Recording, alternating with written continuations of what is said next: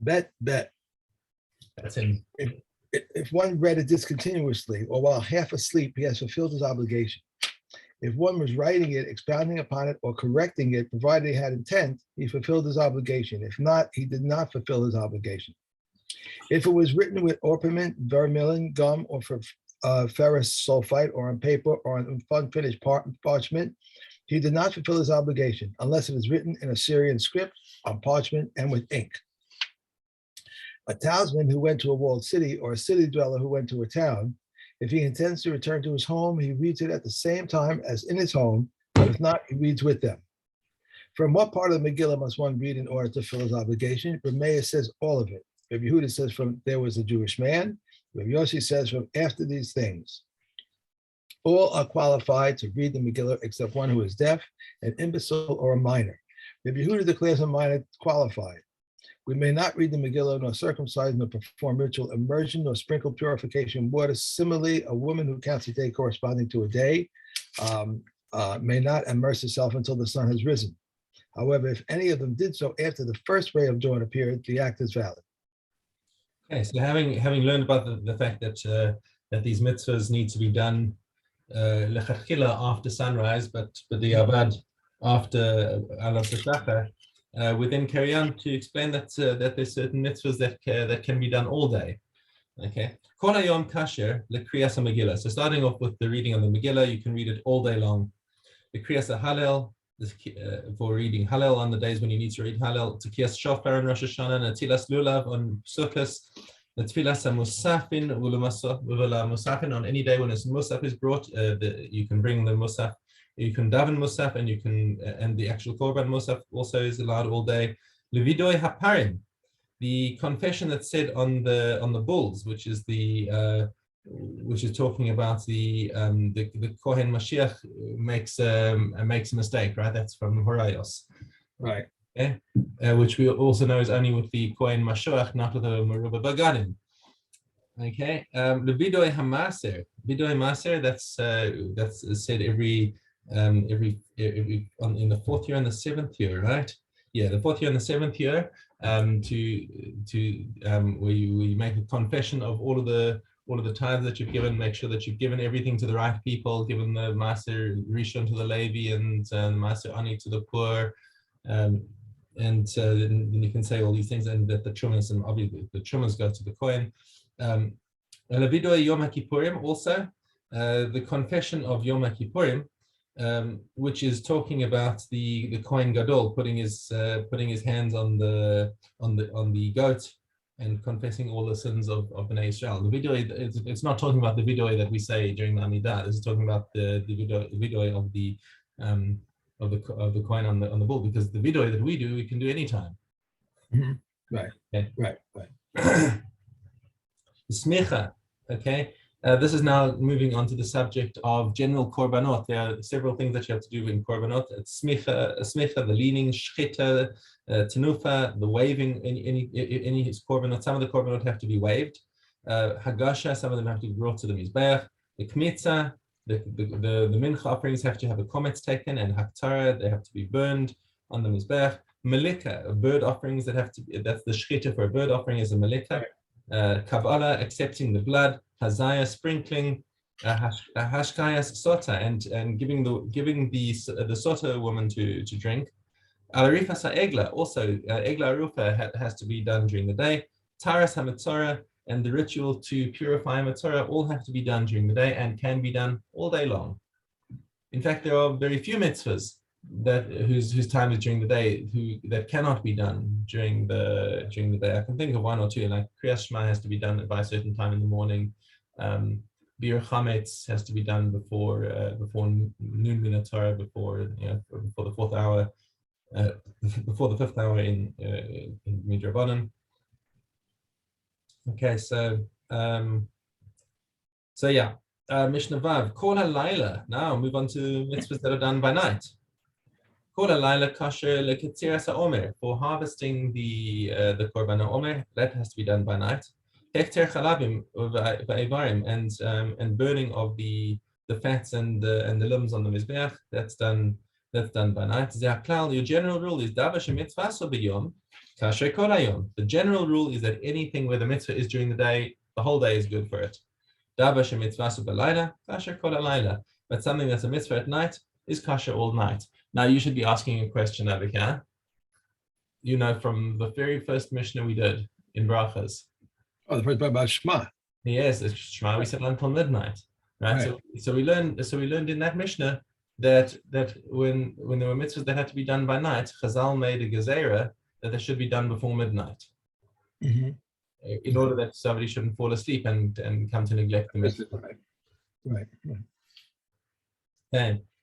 The question was between midnight and sunrise. Did they have until sunrise to say it? Right. That's right, because that's when Rabban Gamliel's children came home late from the wedding. And said, we haven't said Kriya Shema. And he said, well, if you haven't said, then say now. You should have said before midnight, but you can still say now. Okay. Per Gimel. B'nai ha'ir. Shemachru rechova shel ir. So now, what this mission is going to be teaching us is Malin b'kedusha ve'en moridin b'kedusha, that you can only lift up levels of kedusha. You're not allowed to denigrate kedusha. So the Tana here is telling us that the square of the city, because that's sometimes used in a tarnis, so that's got a certain level of kedusha to it, because people will come into the rechova and they'll daven there. So therefore, it's got a certain amount of kedusha to it. So if somebody sells that, lochin bedama base knesses, then you can use its money to buy a base knesses. Okay, because that's malin b'kedusha. Actually, that's not the halacha. The Tana here is actually a minority opinion who says that there's even any kedusha to the rechova shalir, but the Chachamim majority opinion actually hold that there's no kedusha at all to the city square, even though people sometimes do daven in it. It's a completely random thing. It's not a fixed position, and it's not a fixed usage, and therefore there's no kedusha at all to the city square. Then the base knesses. If somebody sells a base knesses, they can do so to buy lokhin teva. You're allowed to buy an aron for the Sefer Torah, because that's now a higher kedusha than the general base knesses. Teva, if somebody sells the ark, lokhin mitpachos, he's allowed to use the money to buy wrappings for the Sefer Torah.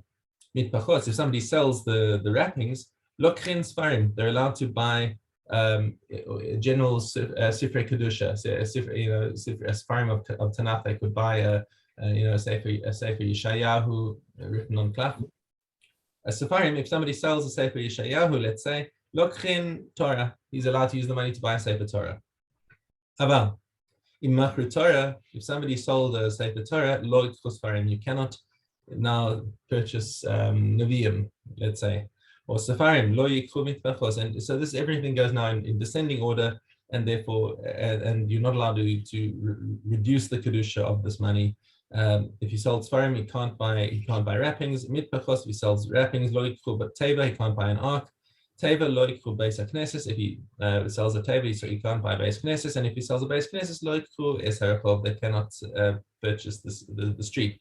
And if you've got change left over from using money to purchase something of a higher kedusha, then the change also has still got the same kedusha, and you've got to use it all for something of an equal or higher kedusha. So Rabbi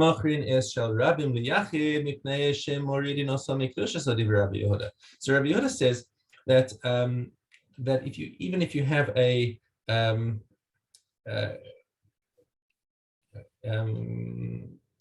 what are we talking about here? Shorabim, base knesses shorabim, right? If it's a communal shul, Right. it's owned by a lot of people. Okay, even that, he says, you can't. If you sell that, you can't sell that to an individual, because you're reducing it from its kedusha. It had a kedusha of many people. Now it's got kedusha of only one person, says Rabbi Yehuda. Amrullah, the Chachamim said to him, we disagree. Im kain lo me'ir gadol le'ir katana. Then you also can't sell a Sefer Torah from a large city to a small city, because then it's got fewer people using it, and we don't accept that. It's still it's still something that people can. It's being used by multiple people, and it's not being reduced from its level of kedusha, even though there are fewer people using it. That's acceptable. Okay. There are many places in the area of Queens and Brooklyn and the Bronx, in the States here, where synagogues were sold, and they're now churches. It's the people, there were no more Jews there. There were no more people. But they're supposed to make a condition that it's not that not turned into a church. If you're selling sometimes it happens to, obviously also to shuls in Johannesburg too, and there was migration from the inner cities and whatever, and some of them were turned into garages or whatever. But they made a condition that, and that's one of the things that we'll see is that if you sell a shul, it's there are certain things that it's not allowed to be converted into. It's not allowed to be converted into a bathhouse. Certainly not a Beis Avodah Zarah. So that's the condition was they have like these, I can't think of the word, but they turned it into maybe not a real church, Catholic church, but into some community type of church thing. It's wasn't. As long as it's not a house of worship, that's okay. You know how they have these they have these services. I don't know how to call it, where they have these people who get up and they pray and they, get everybody hollowing and singing and dancing and all that. Oh, what's the charismatic churches? Yeah, I forget what they call those things, but that's what they did with some of them. Those kind of churches, So Well, one of the biggest shuls in Johannesburg was actually converted from a church. Okay, that's okay, I guess, right? No, they were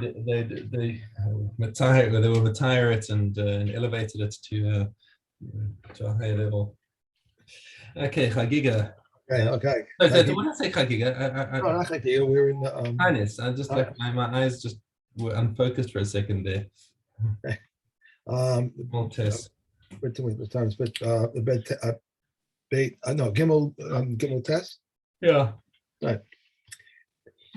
If they had been fasting and rain began to fall before sunrise, they need not complete the fast. If the rain began to fall after sunrise, they must complete the fast.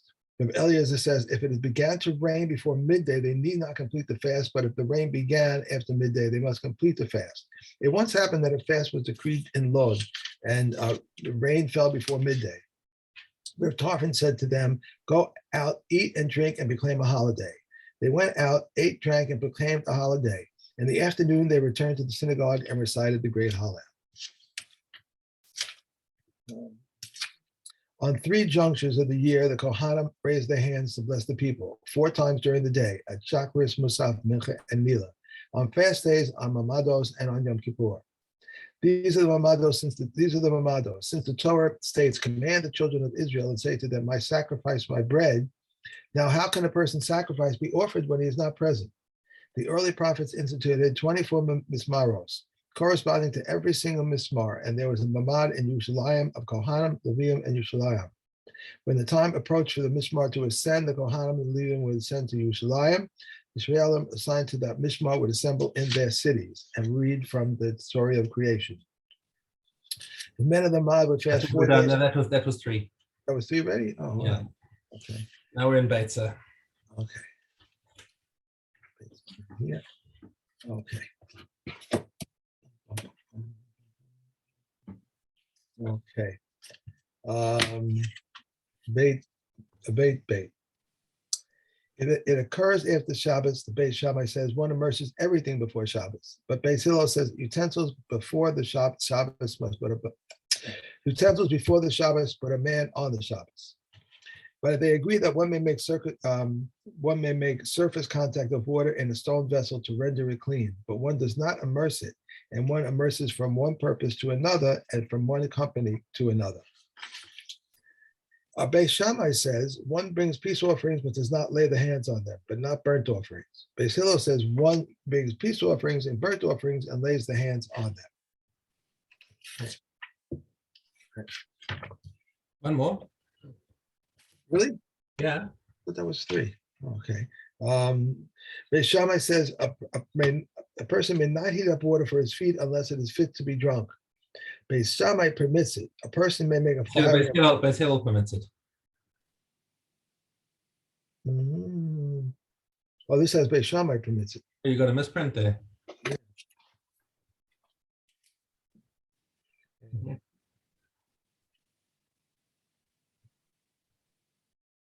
Okay. Beis Shammai says a person may not heat up water for his feet unless it is fit to be drunk, but Beis Hillel permits it. A person may make a fire and warm himself before it. Okay. Erwin, Yud Gimel.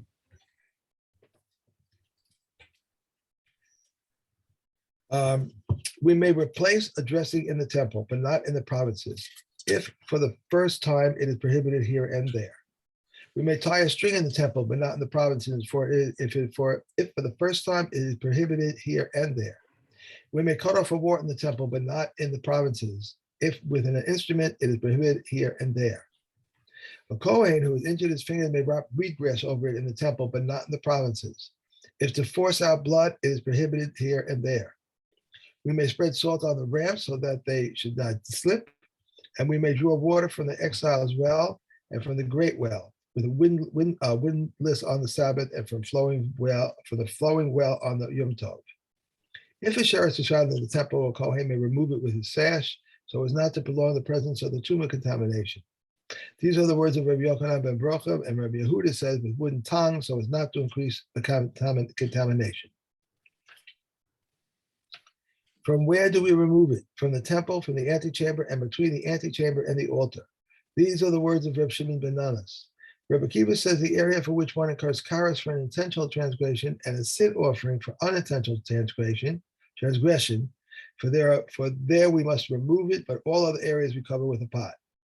Reb Shimon says, wherever the sages have granted a dispensation, they have given you what is yours, for they have not permitted except that which is a rabbinical decree. Okay.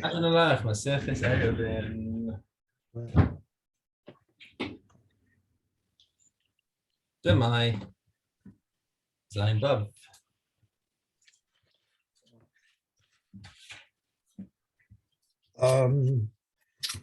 Someone had tevel figs in his house, and it was in the house of study in the field. He says, 2 figs shall I separate our tumah, and 10 ma'aser rishon, and 9 ma'aser sheni. If they were demai, he declares, what shall I separate tomorrow is ma'aser, and joining it is the rest of the ma'aser, from which I considered ma'aser, ordered ma'aser is rendered truma ma'aser for it, and ma'aser sheni in the north or in the south of it, and it is redeemed with money. Hold. I think you're backwards there. I've lost track of you, but we're supposed to be in Zain Vav with 2 baskets of tevel. You're right. Okay, sorry. Again, you're right. Okay. If there were 2 baskets of tevel, and he declared the tithes of this and that, the first is tithe of this and that, and of that and this. The first is tithe, their tithes are tithes of 1 basket in the other, and he has designated them. Okay. 100 tevel, 100 chulin, he takes 101. 100 tevel, 100 ma'aser, he takes 101. 100 tithe chulin, 100 ma'aser, he takes 110. 100 tevel, 90 ma'aser, 90 tevel, and 80 ma'aser, he has lost nothing. This is the general rule. As long as the greater part is tevel, he has lost nothing. If one had 10 rows of jars of wine each, and he declared 1 exterior row shall be ma'aser, and it is not known which, he must take 2 jars diagonally. Half of an exterior row shall be ma'aser, and if it is not known which, he must take 4 jars from 4 corners. 1 row shall be ma'aser, and it is not known which, he must take 1 row diagonally. Half of 1 row shall be ma'aser, and if it is not known which, he must take 2 rows diagonally. 1 jar shall be ma'aser, and it is not known which, he must take from each jar. Okay, Hadron Alach, Masechtes Demai. And so tomorrow we're starting 2 new Masechtes. Sanhedrin. So, oh wait, there's another one as well. Gosh, you're right. Are we going to do 3? Are we going to do 3 Yeah, we actually today we're doing another siyum today. So it's 3 siyumim in one day. That's got to be a record. Okay, so let's do Kalim. So today we're starting Sanhedrin. Tomorrow Right. we're moving on to Kilayim and on to and we just finished. Wait, what did we just finish now? We just finished Erevin, so we'll do Psachim tomorrow. I'm sorry, which one? I'm sorry. Psachim. Pesachim. Okay, so we have Pesachim and Kalim and Sanhedrin. Okay. We are on Yud Aleph Chet. A helmet is tame, but cheek guards are tahor. If the cheek guards have a receptacle for water, they are tame. All implements of war are tame. A kidyon, a spearhead, greaves, and a coat of mail are tame. All women's jewelry is tame. I'm sorry, a city of gold, choking earrings, a finger ring, whether it is a signet or it does not have a signet, and nose rings. Regarding a choker whose beads are of metal and strung on a linen or woolen thread, even if the thread snap, the beads are tame once each one is by itself is a utensil. Right? Okay. Regarding a metal thread that was strung with beads of precious stones, pearls, or glass, if the beads broke and the thread alone remains intact, the thread is tame. The remnant of a choker is the width of a neck and size of a young girl. If Eliezer says, even if one bead remains, it is tame since people hang it around the neck. Test. Regarding an earring that is shaped like a pot at the lower end and like a lentil at its top, and it came apart, the section remembering a pot is tame because it is a utensil with a receptacle, and the lentil tape section is tame by itself. However, the hook is tahor. An earring that was made like a cluster of grapes and it came apart is tahor. A ring of a person is tame, but both the ring of an animal or of utensils and all other types of rings are tahor. A beam for arrows is tame, but a beam for prisoners is tahor. A collar is tame. A chain that has a locking device is tame. But one made for tying is tahor, and the chain of merchants is tame, but a chain of householders is tahor. Reb Yossi said, when is this so? When it consists of only one link. But if it consists of two links or a kilzon was attached to its end, it is tame. Okay. That word kilzon, isn't that the same as the word for the snail? Snail, correct. Correct. It's a link that's shaped like a snail. That's why they call it that. Okay, Baba Basra. Okay, Yud Zion. If there were two brothers, one poor and one wealthy, and their father left them a bathhouse or an olive press, if he had made them for renting, the rent is divided. If he made them for themselves, the wealthy one can say to the poor one, acquire servants and let them bathe in the bathhouse. Acquire olives and come process them in the olive press. Two people in the same town, both named Yosef ben Shimon, cannot produce a document of indebtedness against each other, nor can another produce a document of indebtedness against them. If one found among his, and the smaller one, and among his documents a receipt stating the note of Yosef ben Shimon is paid. Both the notes are treated as paid. What should they do? They should record the third generation. If they were identical. In other words, if Yosef ben Shimon ben Abraham and Yosef ben Shimon ben Yitzchak, they're different, to make some way of distinguishing between them, which is probably why, as the population grows and the same name is common, what you typically do in a contract is put your Teudat Zehut number in there. Oh, I didn't think of that, right? Yeah. If they should record the third generation. If they were identical for 3 generations, they would write a description. If they were alike, they should write Kohen. If someone said to his son, one of my notes is paid, but I do not know which, all the notes are paid. If 2 notes from one person were found there, the larger one is treated as paid and the smaller one is not considered paid. One who lends to another through a guarantor may not collect from the guarantor. If he said, on condition that I can collect from whomever I wish, he may collect from the guarantor. Rabbi Shimon ben Gamliel says, in either case, if the borrower has property, he may not collect from one guarantor. Similarly, Rabbi Shimon Rabbi Shimon ben Gamliel said, if one was a guarantor of a woman's kasuba and her husband was divorcing her, he must vow not to derive any further benefit from her to prevent him from plotting against this one's property and then remarrying. Okay. Last one. One who lends another money with a document collects from mortgage properties with witnesses. He collects only from available properties, and if he produces handwritten note that he indebted to him, he collects only from available properties. If a guarantor appears below the document's signatures, he collects only from available properties. A case came before Rabbi Yishmael, and he said he collects only from available properties. Ramnana said to him, he collects neither from mortgage properties nor from available properties. He said to him, why? And he said to him, if someone was choking someone in the street and another encountered him and said, let him alone, he is exempt because he did not lend him due to his trust in him. Rather, which is a guarantor who is liable? If he said, lend him and I will give you, he is liable because he lent him due to the trust in him. Rabbi Yisrael, one who wishes to become wise should involve himself in the study of monetary laws, as there are no branches of Torah that are greater than them, because they are the welling fountain. And one who wishes to involve himself in monetary laws should serve Shimon ben Nanas. Well, okay, one Mishnah in Sanhedrin. Okay.